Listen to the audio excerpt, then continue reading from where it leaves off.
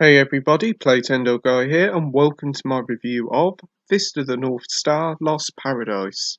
The Fist of the North Star is one of the most famous intellectual properties in Japan. Starting life out as a manga in the 80s, the series has consistently been popular over there as well as around the world.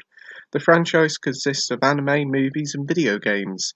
The series has seen a fair few video games over the years, but the most recent one, Ken's Rage, which was a Warriors take on the series, left a lot to be desired. Anyway, Sega is now bringing a new North Star game called Fist of the North Star Lost Paradise, and those who have played the Yakuza games will be right at home here.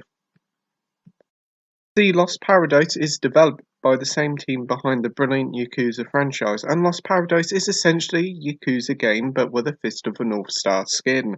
And considering how great the Yakuza series is, that is no bad thing at all. Fist of the North Star is set in a post-apocalyptic world where the world has gone to ruin. Think something on the lines of Mad Max and you've got the idea. You are Kenshiro, a guy who's been looking for his fiancée called Yuria, who's been missing for some time now, and when rumours spread that she may have been seen in a place called Eden, Kenshiro sets out to find answers. This is just a simple description of the story, and like with the Yakuza games, Lost Paradise story is really much more than that, as it mixes up politics with various other subject matters to deliver a really enjoyable tale. It does have its moment where it feels a bit slow, but when it gets going, especially nearing the end, it's a rollercoaster ride of excitement, action and drama. Fist of the North Star series, as this story is catered for both fans and newbies alike. There are nods for fans, but the story is straightforward enough so you don't feel left behind if you're new to the series, which is great. Also surprising is the game also features dual audio, which means you can swap between the Japanese original voice actors or the new English dub. Whilst the Japanese audio is the best one, I must admit I played most of the game with the English dub. It's not the greatest dub, but it was very entertaining nevertheless. Combat here is absolutely brutal. You thought some of the heat moves in Yakuza were harsh. Wait until you see Lost Paradise. Kenshiro is a master of a special martial arts called Hokuto Shinken, and this art allows him to defeat enemies with one touch by affecting pressure points on enemies.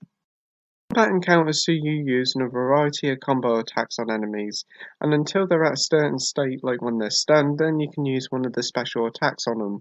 Completing the QTE sees enemies literally explode in front of you with hordes of blood and guts sprouting everywhere. It's quite shocking how bloody it is for a first timer like myself to the franchise, but you soon get used to it. If you don't like all the blood and guts, you can tone down the blood, which turns the blood into a sort of black gunk if you want. Select. See, the combat is fun, but it's nowhere near as good as the Yakuza games in my opinion. See, when you start Lost Paradise, you only get a few select moves, and to get the rest you'll have to unlock them with the skill points you gain throughout the game. Also, coming from Yakuza Kiwami 2, I'm really missing the lack of items to pick up and hit enemies with. Though later on in the game you can pick up your enemy's death cries and hit your opponents with it, there's the fact that some folks may get fed up with the constant over-the-top death animations as well, as they do repeat themselves a lot over the time. As this is a Yakuza game in all but name, you will not be surprised to hear that when you're not completing story missions or beating up thugs to a bloody pulp, you'll be exploring the city of Eden and the various attractions on offer. There's 80 side stories to complete, a fair few minigames like a fun bartender minigame where you have to mix drinks up, to a fun home run game where instead of hitting a ball you're hitting thugs on bikes. It's really enjoyable. The wealth of extra content continues with a nice selection of old Sega arcade games, including a Fist of the North Star game from the Sega Master System.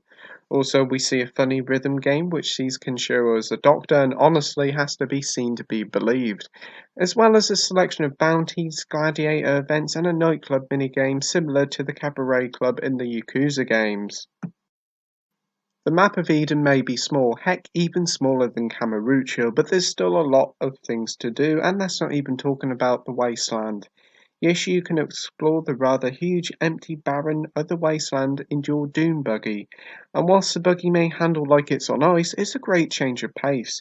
You can even upgrade your buggy thanks to the light crafting system as well.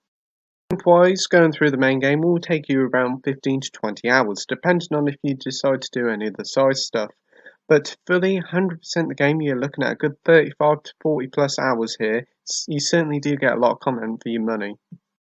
On the technical side of things, if you come from either Yakuza 6 or Yakuza Kiwami 2, you'll notice the difference when coming to this, as Lost Paradise isn't running on the Dragon engine.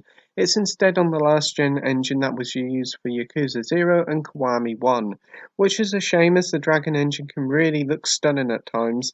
But that being said, Lost Paradise runs at a locked 60 FPS, which is nice, especially in fights, and the cel shaded sort of art style does look pretty, though some areas can look a little dated, as well as the load screens when entering the shops that do break the immersion.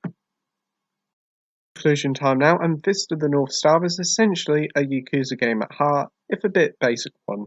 It features some very fun and over-the-top combat encounters, an enjoyable story that is easy to pick up for series newbies, and a decent selection of things to do. The game can look somewhat dated as it's not on the Dragon engine, and it does pale in comparison to the recent Yakuza Kiwami 2 and 6, but nevertheless there's still a lot of fun here, and that's why I'm giving Fist of the North Star Lost Paradise an 8 out of 10 with a total of great. Thank you for watching my review, like, rate and subscribe, and until next time, happy gaming. Bye!